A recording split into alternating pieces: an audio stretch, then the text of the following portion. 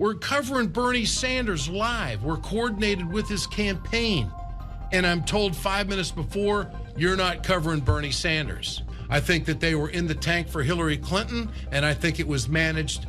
And 45 days later, I was out at MSNBC. That was the late Ed Schultz describing MSNBC censoring and trying to kill coverage of that anti-oligarchy crusader, Bernie Sanders. Hey, it's Jordan. I am in Flint, Michigan, East Palestine, Ohio, Tumwa, Iowa. Please support the only independent outlet on the ground covering what the corporate media covers up.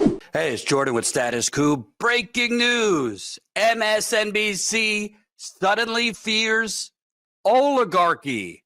The same oligarchy they've been protecting for the last 20 years. Holy cow. Buckle up. This is going to be a long one, but a good one. Let's first show you some of their initial response to President Biden's farewell address, which warned of oligarchy.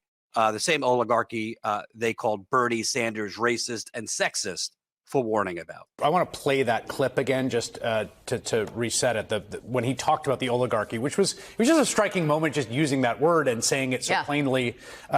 He talks about today an oligarchy is taking shape. Take a listen. Today, an oligarchy is taking shape in America of extreme wealth, power, and influence that literally threatens our entire democracy, our basic rights and freedoms, and a fair shot for everyone to get ahead.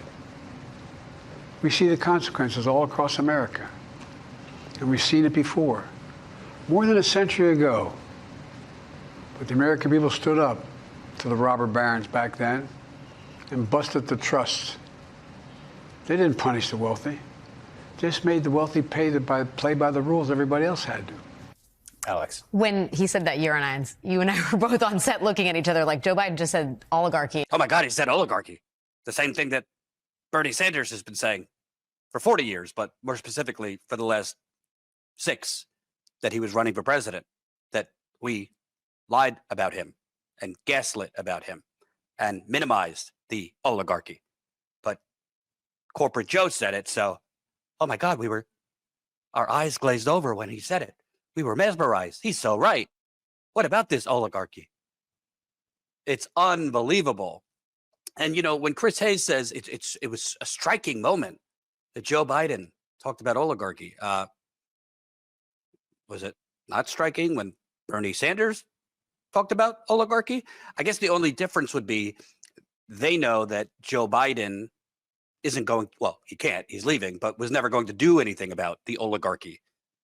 Whereas Bernie Sanders actually meant it and was actually going to do something about it or trying to do something about it, which MSNBC's parent company, Comcast, is part of that oligarchy and does not want anything done about said oligarchy. Let's listen to captain of the MSNBC Titanic, Rachel Maddow, who said that this warning by Joe Biden actually put a shiver down her spine. Tonight, there is an oligarchy taking shape in America. Dangerous concentration of power in the hands of a very few ultra-wealthy people, a tech industrial complex that poses real dangers. He talked about a tide of misinformation and disinformation enabling the abuse of power. Not just saying misinformation and disinformation are bad on their own, but why are they there? They are there to enable the abuse of power. He talked about the free press crumbling, which put a shiver down my spine, and then talked about how truth is being sacrificed for lies for the purposes of power and profit. So this is important because he has essentially decided not to brag on the way out about what he did. He did a little of that, but really he's taken this last moment to say, here is what we've got right now, and this is why. This is not just dangerous because it doesn't sound American. It's dangerous because this is what they're doing to you with this oligarchy, with this concentration of power, and with what they're doing to the press and the truth. And that is stark and sober, and like I said, it put a chill down my spine. I think he's correct, and I'm glad he took this time to say it.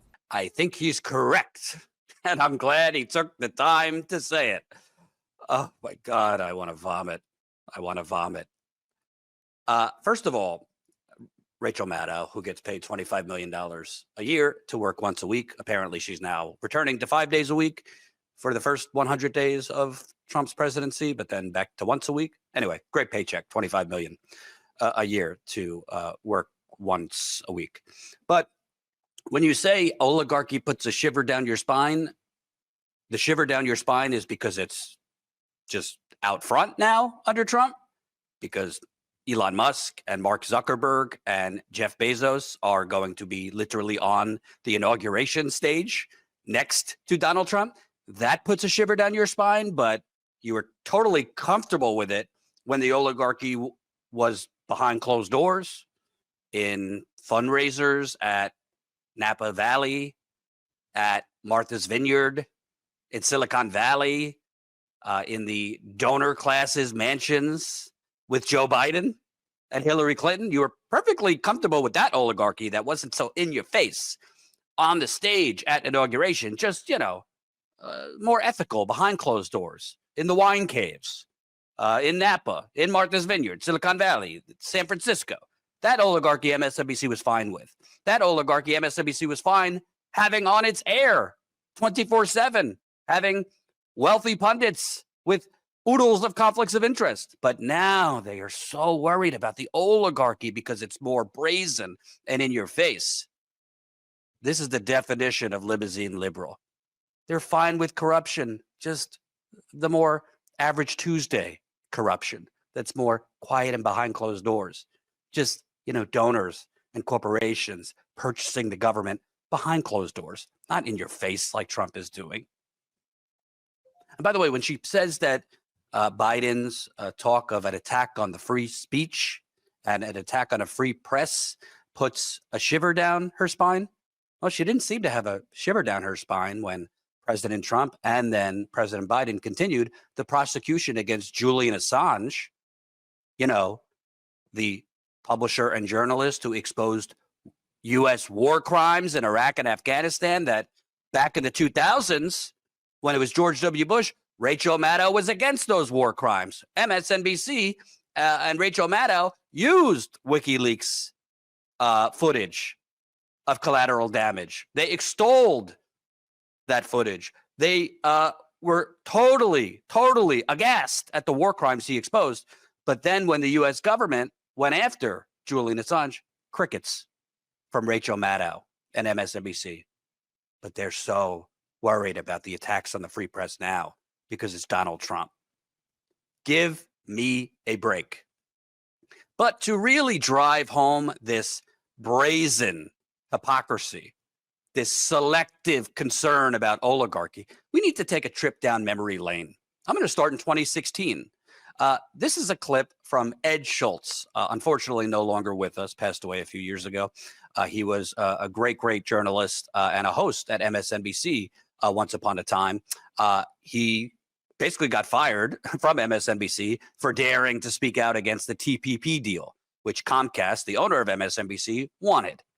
He also largely got fired because he was the only one that wanted to cover Bernie Sanders. This is Ed Schultz on trying to cover Bernie Sanders' announcement for his presidential campaign in 2016 and how he got a call 5 minutes before he was supposed to go to air from Burlington, Vermont with Bernie Sanders. You're not doing this.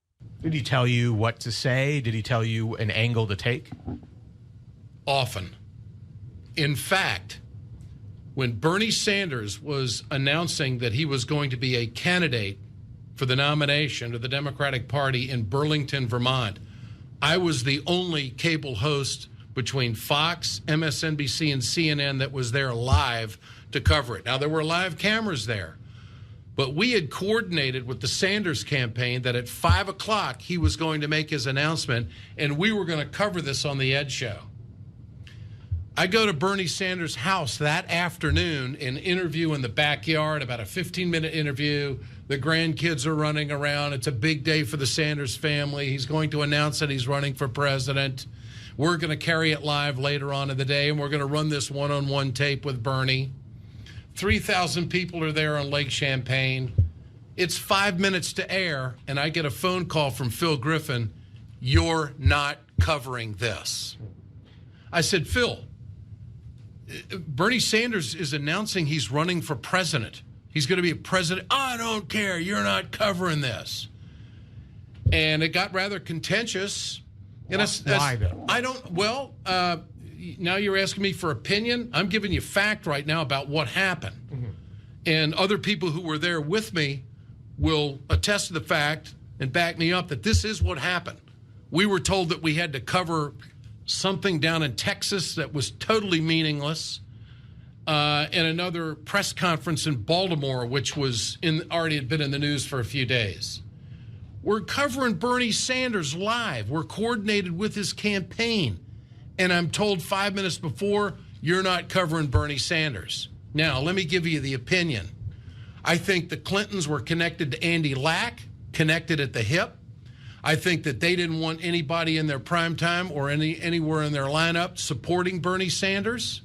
I think that they were in the tank for Hillary Clinton, and I think it was managed.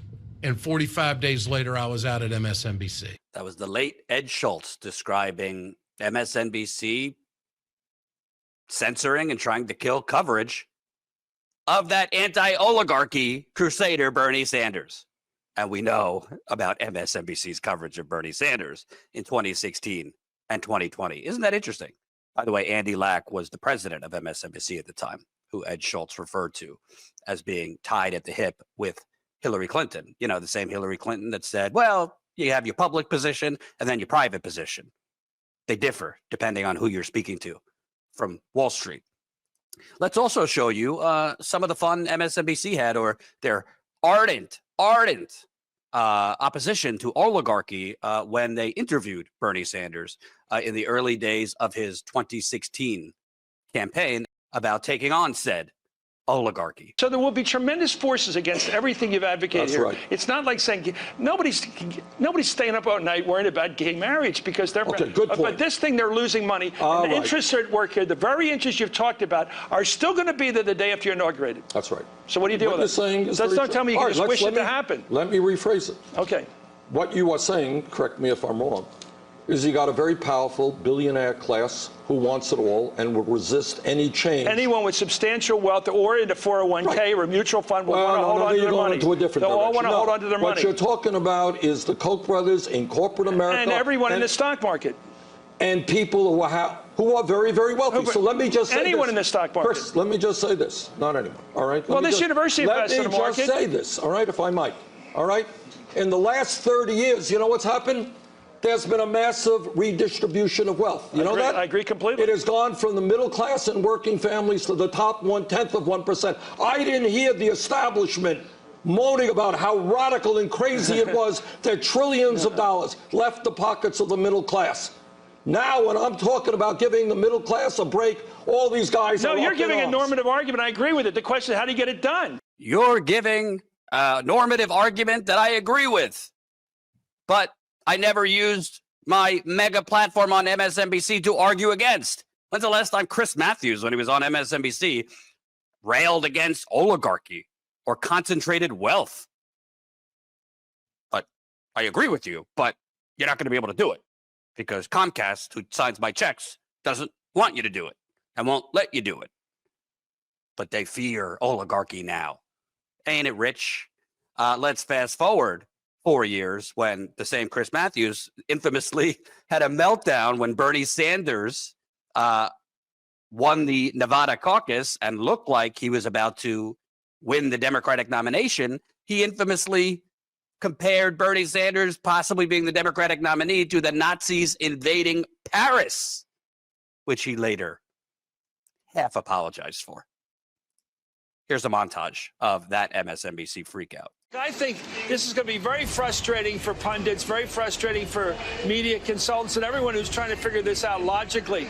Bernie Sanders is walking away with it. He's doing it now. He's probably going to win his third contest today, big time. The happiest person right now, it's about 1:15 Moscow time. This thing is going very well for Vladimir Putin. I promise you. He's probably staying up watching us right now. How you doing, Vlad? That's absolutely right. And I'm wondering whether the Democratic moderates want Bernie Sanders to be president. I mean, that's maybe too exciting a question to raise. They don't like Trump at all. Do they want Bernie Sanders to take over the Democratic Party in perpetuity? Largely people of color. Of those, the majority are Latino, and they are clearly, at least from eyeballing it, strongly in favor of Bernie Sanders, with Joe Biden coming in second. No one else is as hungry, angry, enraged, and determined as Sanders voters. Democrats need to sober up and figure out what the hell they're going to do about that. I'm reading last night about the fall of France in the summer of 1940, and the general, Renault, calls up Churchill and says, "It's over." And Churchill said, "How can it be? You got the greatest army in Europe. How can it be over?" He said, "It's over." So I had that suppressed feeling. As memorable as Chris Matthews invoking the Nazis invading Paris was, it might be a tie with that anchor. I think her name is Chris Jansing, the notable grunt. It looks like Bernie Sanders is going to win the Nevada caucus. But these folks now, suddenly, breaking news, fear oligarchy. Let's round this out back to the reaction to President Biden's farewell speech, where Joy Reid, you know, the same Joy Reid who railed about Bernie bros, railed about the racist, sexist Bernie Sanders. Well, let's see her sudden extreme makeover for oligarchy. Saying the people must govern. Essentially saying that this thing that he loves so much, this America, is literally being essentially stolen by the oligarchs who've tried to do it before. And he talked about having to bust the trusts after the Gilded Age. Mm-hmm. And he did reference Eisenhower, because Eisenhower turned out to be right. We have been consumed by a military-industrial complex that feeds on war. Whoa. Joy Reid suddenly thinks, hey, maybe Biden has a point about oligarchy. Isn't that interesting? Considering this is literally the same message Bernie Sanders gave for 5 years running for president, that she called racist and sexist. But now, all of a sudden, you know, that Biden, this is eerily similar to Dwight Eisenhower warning of the military-industrial complex. That Biden, just clairvoyant in his brilliance. This is why corporate media is so dangerous, because the information that they are providing at critical times, and unfortunately they're providing it to a largely older audience, which currently is the most consistent, reliable voter, is all corporate propaganda meant to hoodwink, misinform, and ultimately activate voters against their own interest, against specifically older voters that watch them, the interests of their children and grandchildren. MSNBC, they knew all along we had an oligarchy. They knew all along rich people were running the show. They knew all along the wealthy and corporations were buying off the Democratic and Republican Party, and their rotation of guests were in on it. They just pretended it didn't exist. But now suddenly, because Joe Biden says it exists and warns about it, now it's a real threat. Are they going to continue to care about the oligarchy? No. With Trump in office, they'll pretend to care about corruption. They're not going to actually investigate money in politics. They're not going to call for reforms. They're not going to tell their viewers this corrupt system needs to change, because they're in on the corrupt system, i.e. we live in the United Corporations of America. Support Status Coup as a paying member for as low as $5 a month, so we could keep exposing these frauds.